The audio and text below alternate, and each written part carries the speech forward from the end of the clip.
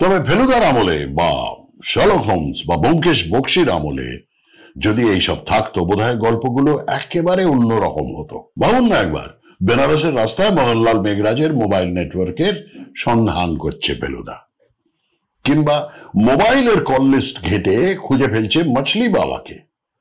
থাক আর না, চেনা গল্পগুলো চেনা মোড়কেই থাক। আমরা এর আগে কথা বলেছি এআই, আর্টিফিশিয়াল ইন্টেলিজেন্স, কি করে খুনি ধরলো সেই মামলা নিয়ে।